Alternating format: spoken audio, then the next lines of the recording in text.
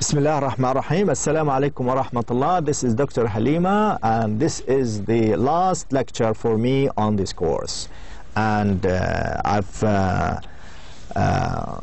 tried to summarize and give you a brief review of the theory of translation of previous 13 lectures. So today is the last lecture for me, and it is number 14, and it is a review of all the lectures I have given to you, 13 lectures. Now the purpose of this is really to give you a general but detailed presentation of the whole course, to give you an idea, but detailed. And it is very helpful for you to revise. So I went through all the lectures and summarized them for you. Now, as you can see, the course schedule, how many lectures, the title of the lecture, number 1, what is translation, number 2, what is a translator, number 3, what is translation theory, number 4, elements of translation, number 5, the process of translation, then number 6, method of translation, number 7, translation and culture, number 8, a short introduction to Arabic English translation, number 9, translation versus interpretation, number 10, computer aided translation and machine translation, then number 11, linguistic problems in Arabic English translation, part 1, lexical, and linguistic problems in Arabic English translation, part 2, grammatical problems, and then number 13, cultural problems in Arabic English translation, and then number 14, a review of the course. So these are the title of the lectures I have given to you, 14 lectures. Now if we take, for instance, the lecture number 1, what is translation? Now we talked about the definition, we defined translation, we gave the meaning of translation as a noun and as a verb, and then we developed an advanced definition of translation, and then we talked about how we can achieve equivalence in translation, and then how we can use the 6W questions in looking for equivalence in translation. And then we ended it up with what is a good translation. So this is lecture number 1. Number 2, what is a translator? I mean, to understand what is meant by a translator, we talked about the relationship between communication and translation, and the difference between a normal communicator and a translator. And then we talked about the importance of memory and meaning and language to a translator, and again we mentioned how the translator moves from one language to another during the course of translation. And then we talked about the knowledge of the translator, what he should have in his mind, and then the competencies, what kind of competencies would the translator have in his mind as well, and the main characteristics of a good translator. So these are the main ideas we talked about as far as the translator is concerned. This is lecture number 2. Lecture number 3 was quite important because it gave us, or it gave you some idea about the meaning of theory, of the term theory. And we defined theory, and then we defined a model, and then we mentioned the main characteristics of a useful model and the main characteristics of a theory, and then we ended it up with the translation theory, the definition of the translation theory, or what we mean by a translation theory. Now this is lecture number 3. Lecture number 4, the elements of translation. The elements of translation, there are 6 elements: the source language, the source text, the translator, the translated text, the language of translation and the target language. And then at the end, we showed the interaction between these 6 elements, how they interact, how they work together. The translator cannot work on his own without a source language, without a source text, you know. So these are the main elements of translation. Lecture number 5, the process of translation. We defined the process of translation, and we identified the stages recognized in the process of translation, which are, what are they? They are editing the source text and interpretation of the source text, and then interpretation in a new language, and number 4, formulating the translated text, and then editing the formulation. So these are the stages recognized in the process of translation, or when the translator goes through the process of translation. Number 6 is, to be honest, is one of the most important lectures, and because it summarizes all the methods, you know, all the procedures, all the approaches you take when you want to translate. Are you following a source language emphasis or a target language emphasis? If you are interested in the source language in the source language more than the target language, then you need to follow one of the following: word-for-word translation, or literal translation, or faithful translation, or semantic translation. But somebody else might say, no, I am really interested in the target people, the target language speakers or readers. Therefore, you need to use the adaptation approach, or adaptation method, or the free translation, or idiomatic translation, or communicative translation. So these are, you know, the main methods used in translation. A dichotomy between the dichotomy of emphasis. Now this is the method of translation. Lecture number 7, very popular, translation and culture.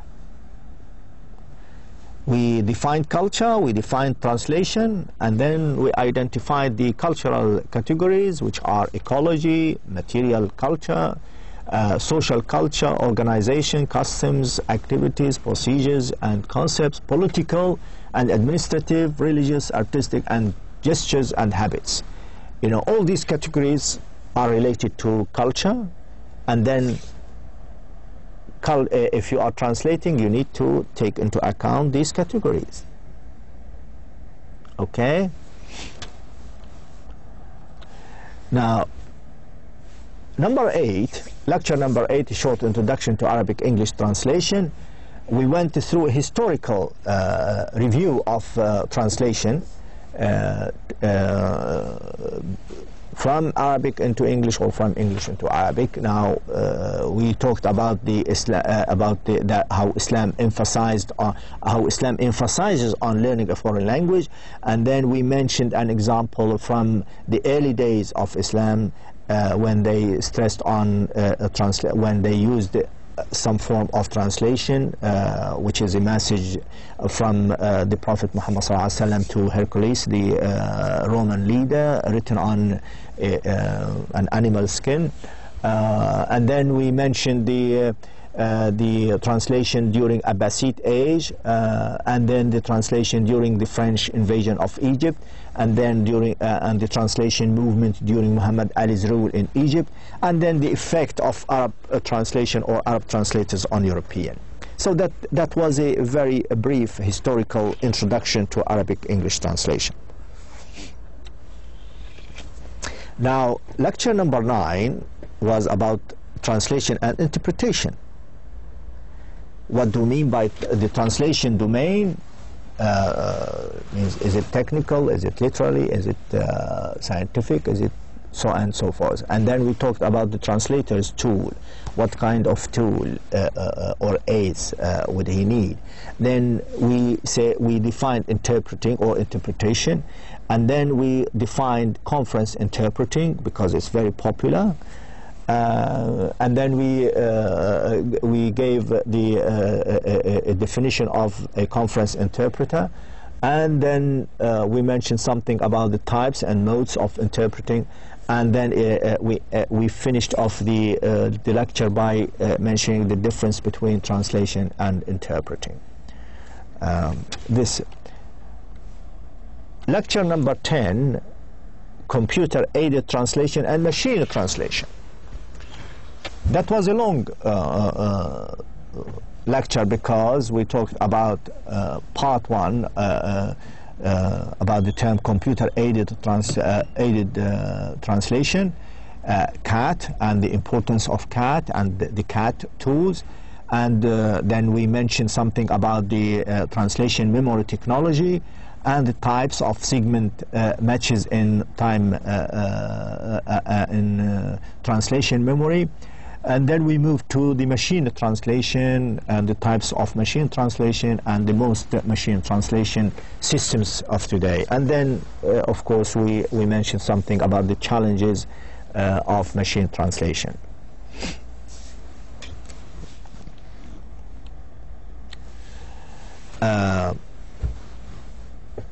Lecture number 11 was very interesting. Number 11, number 12, and number 13, they are number 11, number 11, number 12, number 13. Very important, practically and theoretically. And they don't have the only text you are required is this, the PowerPoints. So I did not attach any material regarding these 3 lectures. Now what you are required to do is to really study these PowerPoints, number 10, number 11, 13, number 11, 12, and 13 from the PowerPoints. As for the other lectures, of course, you need to go to the material I gave to the administration, and it is available online. Each lecture has a chapter, a detailed chapter. You can read the chapter and you can read the notes or the PowerPoints. But regarding linguistic problems and Arabic English translation, lexical problems, the only material you have is here, is the PowerPoint. Okay? Now, linguistic problems, we talked about the main categories of translation problems. The main categories, what are they? Linguistic and cultural. And then we talked about the linguistic problems, lexical problems. The lexical problems come under 3 levels: the morpheme level, the word level, and the above word level. Okay? This is lecture number 11. Lecture number 12, again, it is the linguistic problems in Arabic English translation, part 2. Grammatical problems. Again, you don't have a chapter online regarding this particular lecture.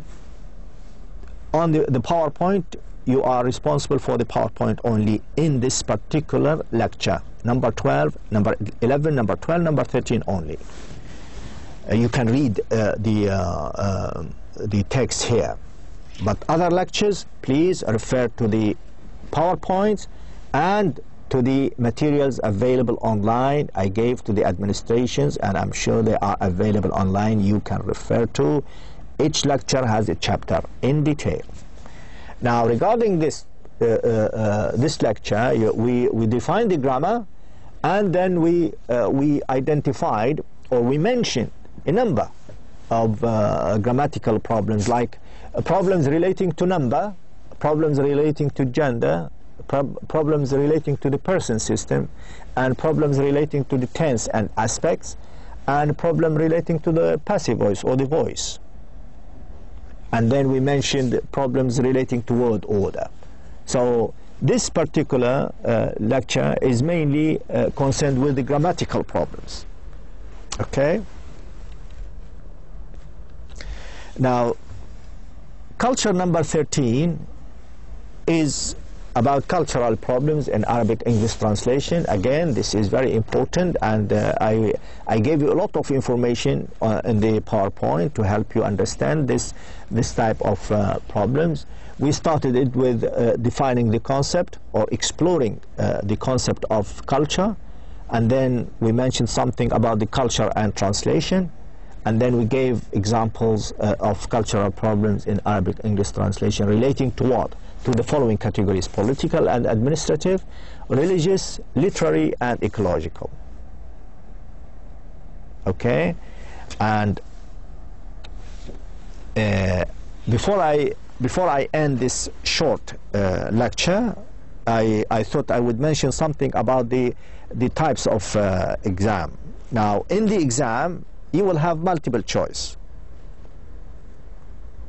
70 questions. 70 questions, multiple choice. All these questions will come from the material I have given to you, whether they are the chapters attached or from the PowerPoints.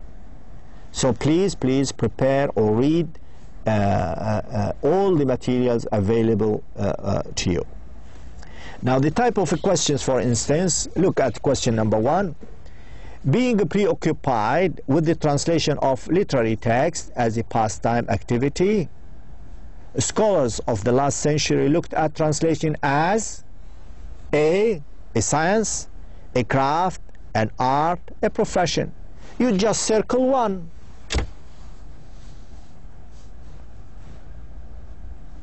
Do you want me to give you the answer? I'm not going to give you the answer. Okay? You never know, because I might include it in the exam. So I'm not going to give you the answer. Now, question number 2. Translation is considered as a model of explanation, a model of communication, a model of representation, a model of information. Which one? So you choose one of them. Again, I'm not going to give you the key answer or the correct answer, because you never know. It might be in a homework, it might be in an exam, but this is the type of questions you will be facing in the exam, the final exam. Okay, and from now on I'll be working on the exams, and inshallah, if you have any questions, you will call me. You can call me on my office hours. I will get the office hours. You can get my office hours availability from the administration. Okay, so you can call me during that hour, and then I will answer any question relating to the course with pleasure. So don't worry at all. Now, I would like to finish off this lecture by reminding you of the course assessment. Now, as you can see, our participation on Blackboard, 10 points, attendance of recorded and live lectures, 10 points, homework, 10 points, and the final exam, 70 points. So in total, 100 points. So it's this is the end of the lecture number 14, and at the end of my course I would like to say that it's been a pleasure talking to you, giving you this course, and I'm very pleased and thankful to the Deanship of E-Learning that they have given me this opportunity to teach you this course, and I hope that you have understood, or you have learned from this course. And please, if there is any queries, any questions, you can always write to the Deanship of E-Learning and Distance Learning, and I would take them into account for future courses, inshallah. Thank you very much indeed, and I wish you all the best.